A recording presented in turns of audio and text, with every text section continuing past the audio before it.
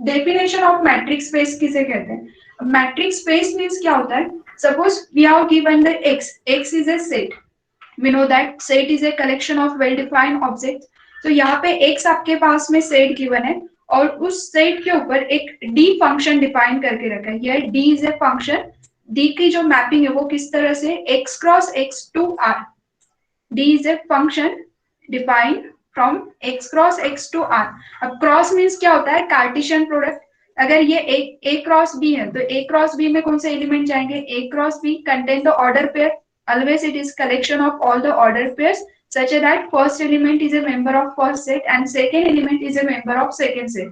So here whenever we are use the cross, that means it is a collection of order pair whose first element is a member of first set and second is a member of second set. So यहाँ पे क्या है आपके पास में x एक set given है और इसके कार्टेशियन प्रोडक्ट वाला है एक्स क्रॉस एक्स से आर, इस तरह से एक डी मैपिंग डिफाइन करके रखा है and this mapping D is called a matrix on X. It is simply matrix, not a matrix space. तो D is called a metric on X. Then the ये जो स्ट्रक्चर रहेगा x and D, इसको कहते हैं हम matrix space. Simply D is called a matrix defined on X. And if we are saying it is a matrix space, then when it is possible to say the matrix space, if it satisfies this four conditions. Number one, D of x y is greater than equals to 0 for all x comma y belonging to X. First condition क्या होना चाहिए कि अगर आप D of किसी दो element के ऊपर अप्लाई कर रहे हैं तो d of x comma y greater than equals to 0 होना चाहिए। Then the second condition, this d of x comma y equals to 0 when if x and y both are equal and vice versa। मतलब ये if and only if का condition है। अगर x और y दो element ये अगर equal है तो इनके रिस्पेक्ट में डी ऑपरेटर का जो एलिमेंट रहेगा d of x comma y equals to होना चाहिए 0। और ये 0 तभी होगा जब ये दोनों एलिमेंट क्या होंगे? इक्वल। और ये कैसे रहेगा? This is satisfied for all the x and y, मतलब सेट के हर एक एलिमेंट के रिस्पेक्ट में ये चारों कंडीशन होल्ड होनी चाहिए। देन थर्ड जो कंडीशन है D of x comma Y is equals to D of Y comma X. इसका मतलब क्या होता है? It is a symmetric, a comma B is equals to B comma A. अगर ये कंडीशन होल्ड होता है तो ये जो रहेगा it is a symmetric and again it satisfied for all the element condition होना चाहिए। And fourth one is, this fourth is important, that is called triangular inequality. तो ट्रायंगुलर इनइक्वालिटी क्या कहता है कि D of x comma Y is less than equals to D of x Z plus D of Z Y. If this condition is hold तो then it is called a triangular inequality. और ये चारों condition अगर hold करता है, ये चारों condition अगर होल्ड होती है तो डी को हम क्या कहते हैं? मैट्रिक। और ये जो यहाँ पे डी और एंड एक्स इन दोनों को कंबाइन अगर इस तरह से लिखा है तो इसको क्या कहेंगे? This structure is called a matrix space. Suppose we take D. D is a operator. Okay. D को क्या कहा यहाँ पे? D is a function. D कैसा function है? ये D is a function from x cross x to R. ठीक है। R that is nothing but set of real number. Set of real number we know that जो real line के ऊपर सारे के सारे elements का collection। तो R denoted the set of real number and ये जो X है, X is a set, set any set यहाँ पे इन्होंने consider किया। Now particularly अगर हम यहाँ पे X ये जो है it is suppose we consider X ये जो है any set रह सकता है तो let us consider it is a R। मतलब हमने क्या किया है, मैं एक एग्जाम्पल लिख रही हूँ यहाँ पे। Let us consider D is a mapping from R cross R to R. Okay. और हमें ये स्ट्रक्चर यहाँ पे गिवन है D of R is a matrix space. अब ये मैट्रिक्स स्पेस है कि नहीं, मतलब हम इसे D कॉमा R को क्या कह रहे हैं? Matrix space. Is it A true? तो ट्रू कब कहेंगे, मतलब इसे मैट्रिक्स स्पेस कब कहेंगे? तो उसने चार कंडीशन होल्ड करनी चाहिए। देन एंड देन इस स्ट्रक्चर को क्या कह सकते हैं हम? Matrix space. तो मैं यहाँ पे डी को डिफाइन करके रखती हूँ कि डी के अंदर अगर एक्स कॉमा वाई तो it is a mod of x minus y. Okay, ये मैंने यहाँ पे डी को डिफाइन किया है because d is a function, तो फंक्शन के अंदर अगर एलिमेंट लेते हैं तो उसका कुछ ना कुछ इमेज आ रही है, तो यहाँ पे x comma y equals to y minus x. अब यहाँ पे x कॉमा वाई क्यों ले रहे हैं, क्योंकि यहाँ पे देखो ये जो है ना मैपिंग जब आप बोलते हो, तो मैं थोड़ा सा इसको डिटेल में लेके जाती हूँ। When we are saying f is a function, तो function is a mapping from set a to b। और फंक्शन कब कहते हैं कि f is a function, every element of set a has unique image in set B, then and then it is a function. अब इसमें क्या होता है कि कुछ यहाँ पे एलिमेंट रहेंगे, let us consider it is ए 1 2 3, और B सेट में कुछ एलिमेंट है, सपोज इट इज ए 1 4 9, और मैंने f को डिफाइन करके रखा है f of x equals to X square. So 1 की इमेज क्या आएगी 1, 2 की इमेज होगी 4, 3 की इमेज होगी 9। तो एक्चुअली ये इमेजेस कैसे आ रही है, we are putting x equals to 1, तो वी गेट करस्पॉन्डिंग इमेज, तो इस एलिमेंट की इमेज क्या है उसके ऊपर मैप हो रहा है। वैसे यहाँ पे इसकी इमेज है 4, x मतलब कहाँ से आ रहा है फ्रॉम सेट a, और उसकी इमेज कहाँ पे जा रही है b सेट के अंदर, तो ये x स्क्वायर की जो इमेजेस है वो b सेट में आ रहा है। सिमिलरली आपके पास में r cross r to r, ये मैपिंग डिफाइन करके रखा है, d इज ए मैपिंग, और इसको हम फंक्शन कह रहे हैं, specially it is given that d is a function from r cross r to r। इसका मतलब क्या होगा, इस सेट के एलिमेंट की यहाँ पे कुछ ना कुछ इमेज होगी। अब ये अगर a क्रॉस a या फिर r क्रॉस r है, तो it is a Cartesian product, और उसमें ऑलवेज क्या होते हैं ऑर्डर पेयर के फॉर्म में एलिमेंट रहते हैं, ना कि सिंगल एलिमेंट। जैसे यहाँ पे 1 2 3 लिखा है तो सिंगल एलिमेंट था, लेकिन here we are taking the Cartesian product. तो कार्टेशियन प्रोडक्ट की डेफिनेशन ही क्या कहती है, it is a collection of all possible order pair such that first element is a member of first set and second element is a member of second set.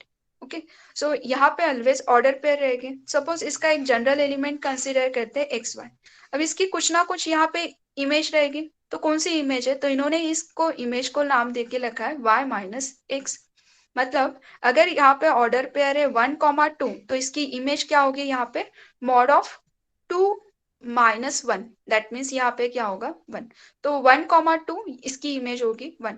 वैसे ही अगर यहाँ पे कोई एलिमेंट रहते हैं, लेट अस कंसीडर 4,7, तो 4,7 ये किसके ऊपर मैप होगा, ऑर्डर पेयर 4,7। तो यहाँ पे x, y अगर है तो इसकी इमेज क्या होती है mod of x minus Y लिखो या फिर y minus X, because we are taking the mod. So यहाँ पे इमेज क्या हो जाएगी इस एलिमेंट की 3। ठीक है, ये हो गया बेसिक कंसेप्ट ऑफ फंक्शन।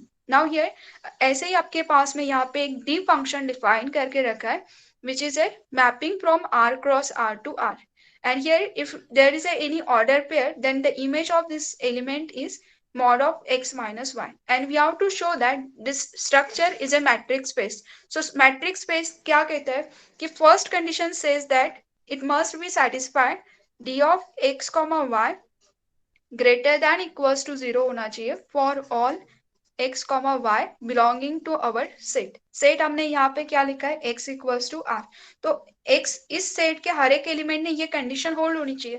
तो क्या ये कंडीशन होल्ड करता है, तो चेक करो यहाँ पे क्या लिखा है। जब हम d ऑफ लिखते हैं तो d ऑफ का मीनिंग क्या है मॉड, और mod of x minus y, here d of x comma y for all element of r is mod of x minus y. और मॉड कभी निगेटिव हो सकता है क्या, मतलब ये आंसर कभी लेस देन 0 आ सकता है या, is it possible this mod of x minus y will be less than 0? No, never, ये कभी भी निगेटिव हो ही नहीं सकता। एक तो इसका आंसर 0 आएगा या फिर पॉजिटिव आएगा, दैट मीन्स ये क्या है, this condition is always strictly greater than 0 for all the element x, y belonging to R। और यही हमारी फर्स्ट कंडीशन थी, किसी को मैट्रिक्स स्पेस करने के लिए firstly d of x comma y क्या होना चाहिए ग्रेटर देन इक्वल्स टू 0, तो यस ये कंडीशन होल्ड हो रहा है। सेकेंड कंडीशन देखो कि ये 0 होता है, मतलब d of x comma y 0 हो सकता है क्या, तो कब हो सकता है ये 0, सो व्हेन, अब definition of d of x comma y क्या कहता है mod of x minus y equals to 0, और अगर ये सब्ट्रैक्शन 0 है तो इसका मतलब क्या है, this will be possible only x x equals to equals y. To y, correct है।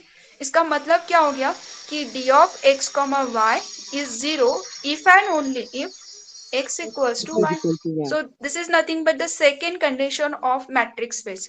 तो पहली कंडीशन तो होना चाहिए कि वो always greater than equals to 0। तो यस, हमारा जो डेफिनेशन है ये ऑलवेज क्या है, ग्रेटर दैन इक्वल्स टू 0।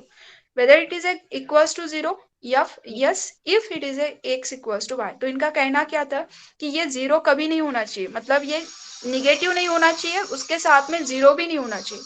अगर ये 0 आता है तो तभी होना चाहिए जब ये दोनों एलिमेंट इक्वल है। सेकेंड कंडीशन ने यही कहा था कि ये कब इक्वल 0 होना चाहिए, इफ दे आर इक्वल। अगर ये इक्वल है तो ये must be 0, if it is a 0 then they must be equal.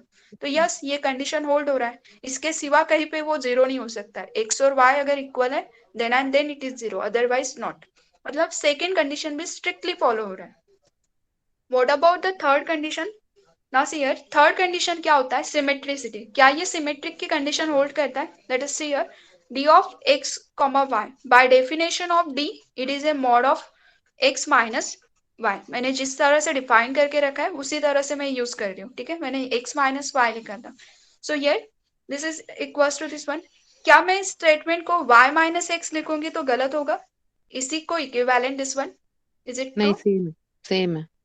Yes, yes it true. Is true. Why? Because mod के अंदर माइनस ए वैल्यू का आंसर पॉजिटिव भी होती ए है। रहता है और मॉड के अंदर ए का आंसर भी ए ही होता है। It is always giving the positive answer. So mod में आप +2 लिखो या फिर -2 लिखो, ये दोनों भी इक्वल होते हैं, ऑलवेज ठीक है। इक्वल अगर टू ये टू। दोनों इसके लिए इक्वल है तो इसमें से मैं माइनस साइन अगर कॉमन निकालती हूँ तो it is a minus of y minus x, this one. और इसके हिसाब से निगेटिव और पॉजिटिव अगर दोनों निगेटिव साइन आप हटा सकते हो तो यहाँ से माइनस को निकाल दो तो it will be this one. So इसका मतलब क्या है, y को पहले लिख रहे हैं, अगर x को फर्स्ट लिखा तो it is a mod of x minus y. अब हमने यहाँ पे इंटरचेंज किया, still it is equivalent to the statement, but y first है तो by definition it is a d of y Yes. Comma x. है ना। सो इसका Yes. मतलब क्या है, इसने सिमेट्रिसिटी की कंडीशन भी होल्ड कर ली, और ये भी हम जनरल एलिमेंट ना कि पर्टिकुलर एलिमेंट लिया है। तो we are discussing for x and y, मतलब हम जनरल के लिए ट्रू कर रहे हैं। तो इसका मतलब है this condition is hold also for all the element of set R. Yes. Correct है ना हियर? हाँ। Yes. तो देखो यहाँ पे भी कंडीशन होल्ड हो रहा है, यहाँ पे भी कंडीशन होल्ड हो रहा है। तो फर्स्ट सेकेंड थर्ड तीन तो होल्ड हो गए। फोर्थ वन क्या कहता है, ट्रायंगुलर इनइक्वालिटी। अब ट्रायंगुलर इनइक्वालिटी में क्या होता है, we have to show that d of x comma y, हमें ये शो करके दिखाना है, is less than equals to D of x comma z plus D of z comma, Hi. ये हमें शो करना है। Now here firstly we take left hand side अगर लेते हैं तो d of x comma y, by definition it is a mod of x minus y, okay. इसके अंदर मैं प्लस जेड माइनस जेड कर देती हूँ, तो प्लस जेड माइनस जेड करने से कोई फर्क नहीं पड़ेगा, क्योंकि हम किसी भी क्वांटिटी को ऐड और सब्ट्रैक्ट करने से ओरिजिनल आंसर चेंज नहीं होता है। We are adding and subtracting this z, still result will be same. Now here if mod of a plus b, if you know the properties of mod, then mod of a plus b is less than होता है, less than equals to mod of a plus mod of b। ये mod की property है। अगर mod में दो term addition में और if you want to separate this mod then it is a less than equals to। so using this concept, this term if we write here d of x comma y, इस mod को मैं separate कर देती हूँ, ये एक term, और this one is our b। So it is a mod mod of of x x minus Z minus z, plus mod of Z minus Z. Correct है। यहाँ से मैं माइनस साइन अगर आउट भी निकालती हूँ तो we know that minus sign निकालने से तो कोई फर्क नहीं पड़ने वाला है, because it is a symmetry. So firstly तो इसको डेफिनेशन के फॉर्म में लिखोगे तो ये हो गया D D of, of x comma Z correct है। Plus then second D D of of D Z. of Z, Z Y. Comma. And यही तो ट्रायंगुलर इनइक्वालिटी है। So Yes. ये ट्रायंगुलर इनइक्वालिटी वाज होल्ड। और ये चारों condition कौन hold कर रहा है? ये चारों कंडीशन सेटिस्फाइड कर रहा है हमारा डी फंक्शन, Yes. जिसको हमने ऐसे डिफाइन करके रखा था। और ये अगर डी होल्ड करता है तो ये जो ये इसको बोलते हैं सिर्फ मैट्रिक्स स्पेस। किसे कहोगे? जब आप सेट को भी उसमें इंक्लूड करते हैं तो डी इज अवर मैट्रिक्स। और ये जो स्ट्रक्चर है it is called a matrix space. तो इन कंबाइंड स्ट्रक्चर को बोलते हैं मैट्रिक्स स्पेस। तो पहले तो डी मैट्रिक्स होना चाहिए और आर इज ए सेट, तो then the structure is called a matrix space. तो ये होता है मैट्रिक्स स्पेस का basic definition. Now see the next, this are the example. जस्ट मैंने अभी ये फर्स्ट एग्जांपल डिस्कस किया। Yes Yes. ये फर्स्ट एग्जांपल अभी हमने डिस्कस किया था। और देखो इसको मैं आपको जो बोल रही थी कि it is a standard type of matrix. तो इसे क्या कहते हैं? इट इज ए इक्लूडियन और we can say usual metric on R. Now here R square to d अगर चेक करते तो आर स्क्वायर में ऑर्डर पेयर के फॉर्म में एलिमेंट रहते, उसको इस फॉर्म में डिफाइन करके रखा है under root of x2 minus x1 square plus y2 minus y1 square. ये दो एलिमेंट का डिस्टेंस अगर निकालते हैं आर स्क्वायर के अंदर तो ये कैसे रहता है? Under root of x2 minus x1 square plus y2 minus y1 square. और डिस्टेंस ऑलवेज पॉजिटिव रहता है, मतलब d of any two element from R square it is a greater than 0। और सेकेंडली नेक्स्ट कंडीशन क्या रहती है? Symmetric. तो distance from two point, चाहे ए टू बी काउंट करो कि b to a, two cities का डिफरेंस नागपुर से अमरावती और अमरावती से नागपुर वो चेंज नहीं होगा। That means distance hold the condition A B is equal to B A, मतलब सेकेंड सिमेट्रिक कंडीशन भी होल्ड करेगा। थर्ड कंडीशन रहती है ट्रायंगुलर इनइक्वालिटी। तो फोर्थ कंडीशन है that is a triangular inequality, तो वो भी कंडीशन होल्ड करता है। और जो डिस्टेंस 0 रहेगा when a and b are equal, अगर दोनों सिटी एक ही नागपुर से नागपुर का ही डिस्टेंस काउंट करेंगे तो always it is a same. So same condition ये D R square two comma D ये भी क्या करता है? ऑल द कंडीशन सेटिस्फाइड करेगा। That's why it is also a matrix space. और ये अगर मैट्रिक्स स्पेस है तो it is again Euclidean matrix space of R square. तो इक्लूडियन मतलब क्या रहता है? आप आर के ऊपर जब डिफाइन करते हो ना तो ये हो गया one dimensional R, that is a simply one dimensional. ये आर स्क्वायर मतलब हो जाएगा two dimensional. Now the next is definition of norm. ये हो गया मैट्रिक्स स्पेस के related. Now the next one is a definition of norm. अब norm is again a function. कौन से टाइप का फंक्शन है नॉर्म? ये हम नॉर्म ये जो रहता है norm it is denoted by this notation. ठीक है, यहाँ पे कुछ फंक्शन जो भी रहेगा यहाँ पे, और this is the notation form norm. Now norm, अब नॉर्म के लिए देखो L be a linear space और it is a vector space. अब R or C. What is R? R is for set of real number और C for the set of complex number. So suppose consider करो आपके पास में vector space है, ठीक है? L is a linear space और we say vector space over the set of real number, otherwise over the set of C। इसका मतलब है L के अंदर जो वेक्टर है, तो वेक्टर सपोज कंटेन कर रहा है कुछ एलिमेंट, तो वो सारे के सारे एलिमेंट कहाँ से आ रहे हैं? From the set of real number, otherwise from set of complex number are the scalar। and if a function, देखो d को जैसे हमने डिफाइन किए थे फंक्शन, वैसे इन्होंने क्या किया? एक नॉर्म, ये जो नोटेशन है इसको डिफाइन करके रखा है। It is a function from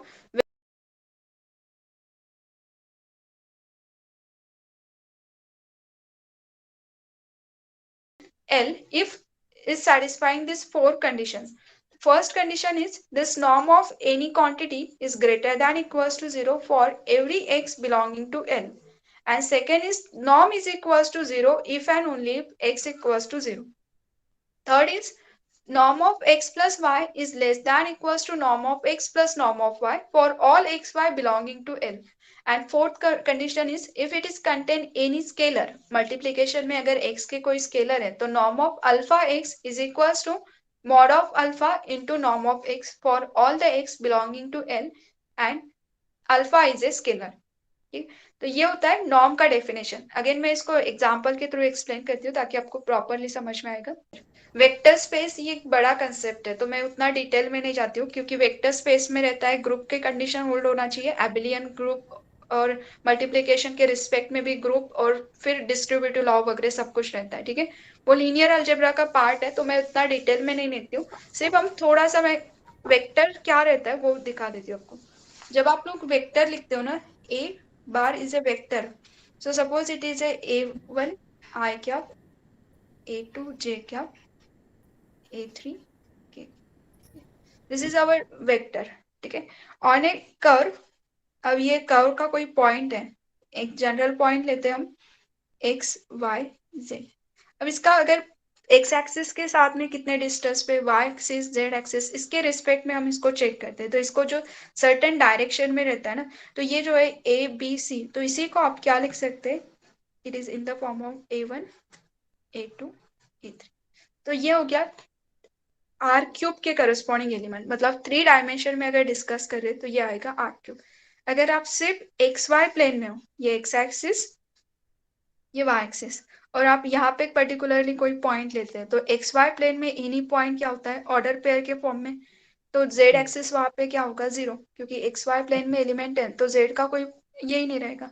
और इसको अगर, ये हो गया सिंपली पॉइंट, अगर आप इसको ये जो रहता है इसको अगर लिखते हैं, तो ये एक्स आई वाई जे 0 के, ठीक है, दिस इज अवर वेक्टर। ठीक है, तो डायरेक्शन और मैग्नीट्यूड के साथ में जो रहता है वो रहेगा आपका वेक्टर। और अगर हम इस टाइप में लिख रहे हैं तो ये हो गया आर क्यूब के अंदर का एलिमेंट। अब हम generally particular R square R cube या फिर आर के बारे में डिस्कस नहीं करते, we are discussing about R raise to power N. इसका मतलब क्या होता है, आर स्क्वायर अगर आप लिखते हो तो आर स्क्वायर का मीनिंग होगा R into R. We know that R square में कलेक्शन किसका रहता है, order pair x comma y का, सच है that x is a member of first set and y is a member of second set. अब यहाँ पे दोनों भी सेट इक्वल है, तो इन शॉर्ट एक्स और वाई दोनों भी एलिमेंट किसके होंगे, सेट ऑफ रियल नंबर। अब आर इंटू आर में अगर आर स्क्वायर लिख सकते हैं, तो R raise to power n मतलब क्या होगा, it is collection of N tuple.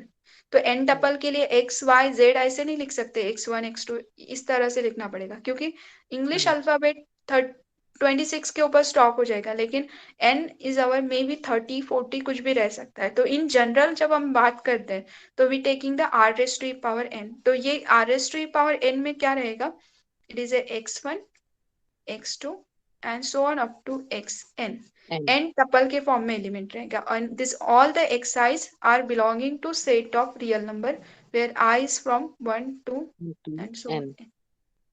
Clear हो रहा है ये क्या बता रही, तो ठीक है। सो इसमें से अगर आपको कहा है कि एक एलिमेंट उठाओ, मतलब R raise to power n में से अगर कोई एक एलिमेंट उठाने की बात करते हैं ना, सपोज आपको कहा है कि A is belonging to R raise to power N, इसका मतलब क्या होगा कि ये अगर R raise to power N के अंदर है, तो इसका मतलब है it is in the form of N tuple. तो ये भले ही हम इसका ऐसे नोटेशन लिख रहे हैं, इसका मीनिंग क्या होगा, A is in the form of A1 A2 and so on AN। तो एन टपल के फॉर्म में ये एलिमेंट होगा। ओके, क्लियर है ये।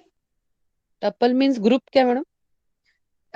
टपल मीन्स क्या होता है, जैसे ऑर्डर पेयर मीन्स क्या होता है, 2 2 के फॉर्म में अगर एलिमेंट लिखते हैं तो इसको क्या कहते हैं हम, ऑर्डर पेयर, क्योंकि 2 एलिमेंट है। ट्रिपलेट मतलब क्या होता है, ABC 3 3 के पेयर में जो चलता है तो उसको ट्रिपलेट। वैसे ये n एलिमेंट के साथ साथ में चलेगा, मतलब कोई भी सिंगल एलिमेंट को अगर दिखाना है तो वो n के एलिमेंट के फॉर्म में रहेगा, टपल। ठीक है, that is called the n tuple. तो ये होगा इसका मीनिंग कि अगर इसमें कोई सिंगल एलिमेंट है, इसका मतलब वो n टपल के फॉर्म में होगा। नाउ हियर अब हमें क्या करना है, नॉर्म के बारे में डिस्कस करना है। अब नॉर्म इन्होंने क्या किया है, ये नॉर्म को उन्होंने डिफाइन करके रखा है। नॉर्म इज ए मैपिंग, कहाँ से, वेक्टर से आर के ऊपर, सेट ऑफ रियल नंबर के ऊपर। ओके, अब ये नॉर्म को क्या कह रहे हैं हम, इट इज ए नॉर्म, मतलब ये जो नोटेशन है it is a norm.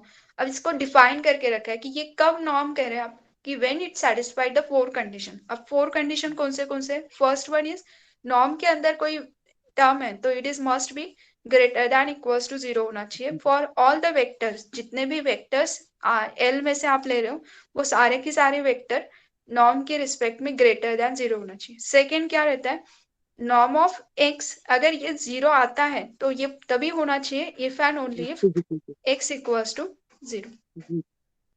Third condition is norm of x plus y is less than equals to norm of x plus norm of y। Again, it is hold for all the element of our set L. And fourth one is if it is any scalar मतलब क्या रहता है जिसको direction only magnitude वाला condition. तो अगर इसको vector को कोई स्केलर मल्टीप्लिकेशन में तो ये स्केलर आप क्या करोगे यहाँ पे sorry it is equals to mod of alpha norm of x. इस तरह से आप लिखते आना चाहिए. अगर ये 4 कंडीशन आप कर सकते होंगे और ये भी again for all the x belonging to L then and then this notation is called the norm. Now we discuss the example so that it will be more clear. It is a theorem. ये एक theorem important इसमें. Every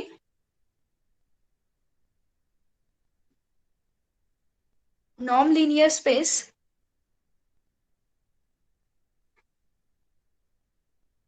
is a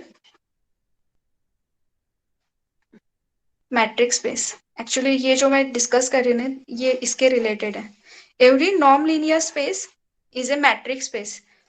Non-linear space को matrix space show करना है तो every non-linear space is a matrix space. So सबसे पहले आपके पास में non-linear space ये condition आपके पास में given है और जो non-linear space है वो matrix space होता है that we have to show that. अब matrix space होने के लिए आपके पास में क्या होता है अगर किसी टर्म को मैट्रिक्स स्पेस कहते हैं तो मैट्रिक्स स्पेस में मतलब डी को अगर हम मैट्रिक्स स्पेस कह रहे हैं तो इसने 4 कंडीशन होल्ड करनी चाहिए. फर्स्ट रहेगा कि उसका जो d of x comma y रहेगा वो ग्रेटर देन इक्वल्स टू 0 होना चाहिए एंड ये अगर 0 है तो ये तभी होना चाहिए if and only if x equals to y. Then third condition is d of x comma Y is less than equals to D of x Z plus D of Z y. And next condition says that here the fourth one is d of x y is equals to d of y x. ठीक है ये sequence ऊपर नीचे हुआ तो कोई फर्क नहीं पड़ता है. इन शॉर्ट हमें ये कहना है कि अगर कोई d मैट्रिक की कंडीशन होल्ड कर रहा है मतलब d इज ए मैट्रिक तो when it is A matrix if it satisfied this 4 condition तो हमें क्या शो करना है कि every non-linear space is a matrix space. मतलब एवरी नॉन-लीनियर स्पेस को मैट्रिक्स स्पेस होने के लिए नॉन-लीनियर की कंडीशन जो भी कोई होल्ड करता है तो ऑटोमेटिकली वो मैट्रिक्स स्पेस होता है that we have to show that. अब हम अज्यूम करेंगे कि एक कोई तो भी आपके पास में नॉन-लीनियर स्पेस ऑलरेडी गिवन है and we have to show that it is our matrix space. So here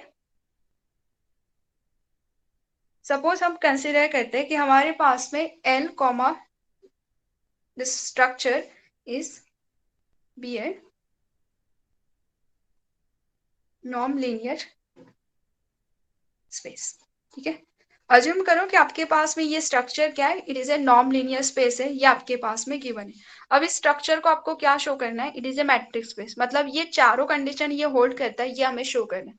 अगर ये नॉन-लीनियर स्पेस है तो उसने नॉन-लीनियर स्पेस की ऑलरेडी कंडीशन होल्ड की है ये आपके पास में गिवन है और यहाँ पे भी डिफाइन ये जो नॉर्म है इसको डिफाइन करके रखेंगे. We define d from L cross L to R okay as d of x comma y is equals to norm of x minus y for all x comma y belonging to L. ये हमने इसको define करके रखा है in this way. Now here अब ये जो term है इट इज ए नॉर्म और ये सारी की सारी ये वाली कंडीशन होल्ड करता है that we have to show that. So first अगर कंडीशन चेक करते हैं तो यहाँ पे ये जो लिखा हुआ है D of x comma y ये क्या है norm of x minus y और ये ऑलवेज क्या होगा ग्रेटर देन इक्वल्स टू 0 मतलब ये फर्स्ट कंडीशन ऑटोमेटिकली होल्ड होगा. ये समझ में आ रहा है कि देखो ये क्यों होल्ड होगा without any proof? Because mod can never be negative. No, because the given norm is always greater than equals to 0. Mod ये मॉड नहीं है सबसे पहले तो ये मॉड नहीं है ठीक है ये नॉर्म है. Norm of x minus y greater than equals to 0 रहता है ऑलवेज ये बाय डेफिनेशन. तो हमने क्या लिखा है कि L norm is a non linear space. इसका मतलब है ये नॉर्म की कंडीशन ऑलरेडी होल्ड कर रहा है, तो नॉर्म की कंडीशन अगर ये ऑलरेडी होल्ड कर रहा है तो norm of any term is always greater than equals to 0। तो ये d of norm of any term greater than equals to 0 मतलब ये ऑलवेज क्या होगा, बिकॉज नॉर्म इज ये जो है structure satisfying the condition of norm, so that's why it is greater than 0। ultimately ये क्या होगा, d is greater than equals to 0, मतलब फर्स्ट कंडीशन होल्ड होगी। नाउ द सेकंड, हमें सेकंड वाला कंडीशन शो करके निकालना है। तो सेकंड देखो, d of x, y is equals to क्या होता है, norm of x minus y, and if we are taking it is equals to 0। तो नॉर्म क्या कहता है, देखो अगर ये नॉर्म ऑफ इक्वल्स टू 0 लिखा है तो by definition of norm says that if we are taking norm of x equals to 0, तो ये कब पॉसिबल है, if and only if norm के अंदर का टर्म क्या होना चाहिए, 0। तो बाय डेफिनेशन ऑफ नॉर्म ये टर्म अगर 0 है तो इसका मतलब क्या हो गया, if and only if x minus y equals to 0। ये समझ में आ रहा है आपको कि किस बेसिस पे कह रहे हैं? Yes we are not saying because of mod, क्योंकि यहाँ पे मॉड है ही नहीं, यहाँ पे नॉर्म लिखा है। तो ये कब, क्योंकि वो नॉर्म की कंडीशन को होल्ड कर रहे हैं। सो ये from this term we can say x equals to y, और यही हमें शो करना था। देखो इन्होंने क्या कहा था, अगर d के अंदर कोई दो एलिमेंट लेते हैं, ये 0 है, तो कब होना चाहिए, जब दो एलिमेंट 0 है। तो yes, this term is nothing but our norm, and this norm is 0 only if x equals to y। Now the third one is ये ट्रायंगुलर इनइक्वालिटी और ये सिमेट्रिक का कंडीशन शो करना है। तो मैं सबसे पहले सिमेट्रिक वाला लेती हूँ। See here, d of x, y is equals to, by definition it is a norm of x minus y। Okay, ये sorry, it is a x minus y, ये हमने डिफाइन करके रखा है in this way. Now here अगर हमने इस term में से माइनस साइन कॉमन निकाल लिया तो ये होगा -1 y minus x in this way. Now here, by property of norm, ये जो है स्ट्रक्चर, ये नॉर्म है, और अगर ये नॉर्म है तो नॉर्म की सारी कंडीशन ये होल्ड करता है, नो डाउट ये ऑलवेज होल्ड करेगा। ठीक है, अगर हमने लिखा है कि हमारा जो स्ट्रक्चर है ये नॉर्म लीनियर स्पेस है, तो यहाँ पे नॉर्म की कंडीशन वो ऑलवेज सेटिस्फाइड करेगा। अब मुझे यहाँ पे क्या यूज करना है, तो नॉर्म अगर है, ये स्ट्रक्चर अगर नॉर्म है, तो नॉर्म क्या कहता है कि व्हेन एनी स्केलर मल्टीप्लिकेशन में वेक्टर के, तो we can take mod of that scalar into this quantity. So we know that norm of alpha x we can write it is a mod of alpha into norm of x। ठीक है, अब यहाँ पे देखो ये scalar कौन सा है, ये विदाउट एनी वेरिएबल है, मतलब ये पूरा स्केलर है। So by definition of this term we can write mod of -1 norm of y minus x, Yes. and mod of -1 is 1, 1. so it is a, अब देखो कहाँ से स्टार्ट किया था, y माइनस एक्स पे, तो ये इक्विवेलेंट क्या था, x y, और यहाँ पे आ गया, तो it is nothing but same We have y comma x. yes, so it is a symmetric condition is hold. Yes. Now the fourth one is triangular inequality. Triangular inequality is simple है, just we have to adjust z. So here d of x y by definition it is a norm of x minus y. Plus minus Z कर दो, तो plus minus Z से ये होगा X minus z plus z minus y. Yes. So here it is a less than equals to y, अब लिख रहे हैं लेस देन इक्वल्स टू, देखो बिकॉज अवर नॉर्म का जो थर्ड कंडीशन है, नॉर्म की जो थर्ड कंडीशन है, that says that if there is any term in addition form and if you want to separate the norm, that time we get the inequality. So norm of, अगर कोई दो term addition के form में, तो then we write it is a less than equals to norm x plus of norm y। So using this condition, यहाँ पे ये एक टर्म मतलब ये फर्स्ट टर्म है और इसमें सेकेंड टर्म हम ऐड कर रहे हैं। सो यूजिंग दिस कंडीशन अगर इसको सेपरेट करते तो it is a norm of x minus Z, Z plus norm of z minus y. Correct है। एंड अगेन इसको d के फॉर्म में रिप्रेजेंट करो, x माइनस y को क्या लिखते हैं, D of x z. So it is A dx plus dz y. Yes, Z1. and it is nothing but our triangular inequality. अब नॉर्म लिखा था हमने, हमारे पास में नॉर्म गिवन था और हमने क्या किया, चारों कंडीशन ट्रू करके दिखाए with respect to this term. So that means हमारे डी इज अवर नॉर्म और उसने मैट्रिक स्पेस की चारों कंडीशन होल्ड की है. इसका मतलब है डी इज ए मैट्रिक. अगर Yes. डी मैट्रिक है तो ये जो स्ट्रक्चर है डी, ये जो स्ट्रक्चर रहेगा एल नॉर्म, ये क्या हो जाएगा, matric space. Matrix space. I think proof clear है सबको. Yes, ma'am. Yes. ठीक है. अब यहाँ पे मैंने क्या किया, पर्टिकुलरली ये वाला कंडीशन लेके होल्ड किया, मतलब every norm linear space is a matric space. तो ये मेरा एक पर्टिकुलर एग्जांपल हो गया कि it is our norm linear space and it is A matric space. What about the standard. So standard matrix को भी हमें क्या करना, स्टैंडर्ड नॉर्म्स को भी मैट्रिक स्पेस शो करना है. तो मैं एक पीडीएफ से शो करती हूँ, चेक करो ना. सी है इन r raised to power n, r raised to power n means क्या होता है, n टपल एलिमेंट कलेक्शन किया हुआ सेट. ठीक है.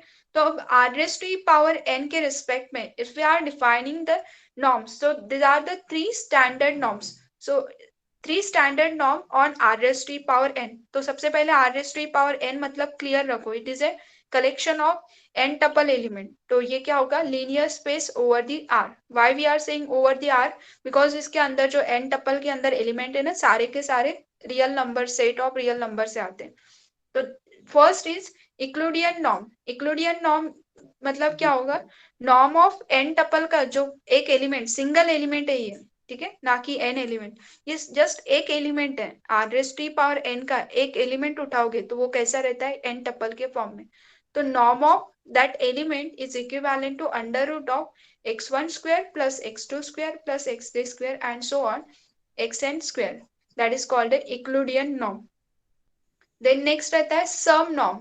Sum norm means क्या होता है, norm of अगर n tuple element लिखा है तो then it is equals to mod of x1 plus mod of x2 and so on plus mod of xn. That is called the sum norm.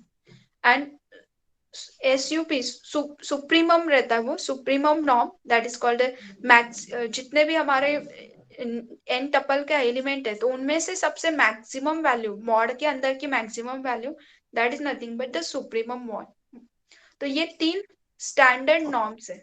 ठीक है, इसको प्रॉपरली याद रखो, this are the 3 standard norms. अब ये जो 3 standard norm है ये भी क्या करते हैं, जैसे मैंने अभी आपको कहा था कि every norm is a matric space, तो ये भी तो नॉर्म है, ये भी तो नॉर्म है. तो ये भी क्या करते हैं, ये तीनों के तीनों भी मैट्रिक स्पेस की कंडीशन होल्ड करते हैं. तो देखो ये जो अभी मैंने थ्योरम डिस्कस किया था, every norm linear space is a matric space, just अभी हमने प्रूफ देखा था. अब इसी को एक एक स्टैंडर्ड नॉर्म के रिलेटेड हम प्रूफ करेंगे. जैसे मैंने जनरल प्रूफ करके दिखाया, now it is a Euclidean matrix space. Euclidean matrix on r raised to power n. इसके एलिमेंट कैसे होंगे, अगर आप सिंगल एलिमेंट उठाओगे x r raised to power n से, तो वो n टपल के फॉर्म में होगा. यहाँ पे ब्रैकेट क्लोज हो रहा है, it is a x1 to xn.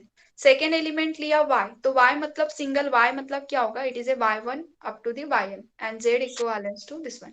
तो 3 element r raised to power n से उठा लिए, क्योंकि 3 एलिमेंट की क्या जरूरत है, हमें सिमेट्रिसिटी दिखाने के लिए 2 एलिमेंट चाहिए और बाकी प्रॉपर्टीज के लिए, और ट्रायंगुलर इनइक्वालिटी में 3 एलिमेंट की जरूरत पड़ेगी. तो पहले ही r raised to power n में से 3 जनरल एलिमेंट उठा लिए. नाउ ये अगर ये जो है Euclidean नॉर्म को मैट्रिक स्पेस शो करना है तो इसने चारों कंडीशन होल्ड होनी चाहिए. अब देखो यहाँ पे क्या किए, ये जो 2 एलिमेंट है d of x, y apply किया. अब d ऑफ x, y का मीनिंग क्या होगा, it is under root of x1 minus x2 square y1 Yes. Minus, and हर एक टर्म का स्क्वायर है तो स्क्वायर तो ऑलवेज ग्रेटर देन 0 ही रहता है, और अंडर रूट वाला term, so whole term is greater than, मतलब first condition is hold. Clear. Yes.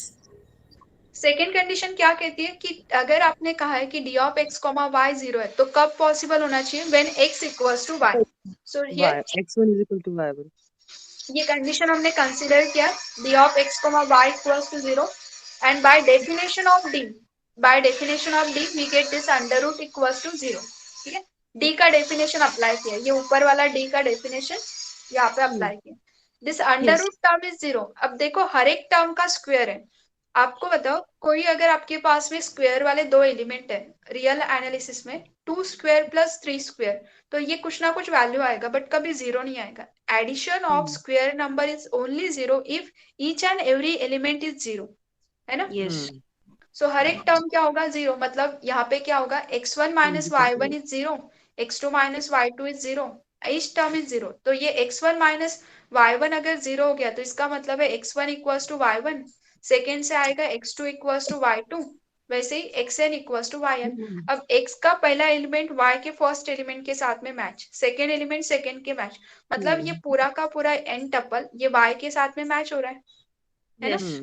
So hence x equals to y. Therefore second property is hold. What about the third property, symmetricity? तो symmetricity में देखो, subtraction x1 minus x2, 2 minus 3 करोगे तो -1 आएगा और 3 minus 2 करोगे तो 1 आएगा. दोनों डिफरेंट है, लेकिन if we are taking their square तो स्क्वायर से तो पॉजिटिव होगा. सो यहाँ पे बिकॉज ऑफ स्क्वायर ये x माइनस वाई लिखना और y minus X both are similar, so ये वाला टर्म क्या होगा, hold. Hence it is nothing but d of x comma y. So d of x comma y is equals to d of y comma x. That means symmetricity is hold. Is it clear? Yes, ma'am. Yes, ma'am. Now the Yes. next one is fourth condition, triangular inequality. अब triangular inequality में देखो क्या किए, triangular inequality में तीन element की जरूरत रहती है, x y z, और उसके रिस्पेक्ट में. सबसे पहले d का डेफिनेशन क्या होता है, d of x comma y. ये वाला डेफिनेशन याद रखो, ये वाला है हमारा मेन डेफिनेशन. ठीक है, Understood. This one, under root of this term. Now Yes. इस एलिमेंट को दोनों साइड से स्क्वेयरिंग कर दोगे तो अंडर रूट हट जाएगा, ताकि हमें सॉल्व करना इजी हो जाएगा. अदरवाइज आप ऐसे करोगे तो अंडर रूट वाली टर्म सेपरेट करना पॉसिबल नहीं होता है. सो स्क्वेयरिंग करके ये consider d of x y square is equals to x1 minus x2 y1 square, x2 minus y2 square and so on this one. अब ये plus plus plus that is nothing but the summation i running from 1 to n xi minus yi whole square, this one. Okay. अब ये जो square है तो square को mod के form में एक्सप्रेस करने से कोई फर्क नहीं पड़ता, because mod is always giving the positive answer and this bracket square तो that is always giving the positive answer. तो instead of this round bracket they are writing the mod, and if we are adjust plus z minus z in this term, so we will get x minus z plus z minus y whole square. ये I के साथ में मैं सिर्फ x read कर रही हूँ, लेकिन ये इस तरह से. and we know that mod की प्रॉपर्टी सेज दैट अगर आप मॉड को एडिशन में सेपरेट करते हो तो वी गेट द इनइक्वालिटी. तो ये प्लस वाला पहला टर्म और ये सेकेंड टर्म दोनों को अगर सेपरेट कर दोगे तो ये हो जाएगा लेस देन इक्वल्स टू. ठीक है, और एडिशन समेशन अगर ब्रैकेट को a plus b bracket square का फॉर्मूला अप्लाई करके एक्सटेंड करोगे तो a square plus twice a b plus b square. Now here summation bracket में स्प्लिट अप कर दिया है, ये summation of first term plus summation of second term plus of this term. So here ये जो term है summation of this first term second term ये वाला टर्म एज इट इज लिख दिया है. नाउ हियर हाफ हाफ करके लगनी ये वाला टर्म दिस वन. ठीक है, अब ये जो टर्म है बचा हुआ जो टर्म है इसको क्या किया उन्होंने, it is A this summation. ये किस बेसिस पे लिख रहे हैं ये समझ में आ रहा है आपको, Square and square root. Square root. लेकिन ये कंडीशन समझ में आ रही है क्योंकि a plus b bracket square whole raised to power half, ये किस हाँ. तरह से एक्सप्रेस हो रहा है.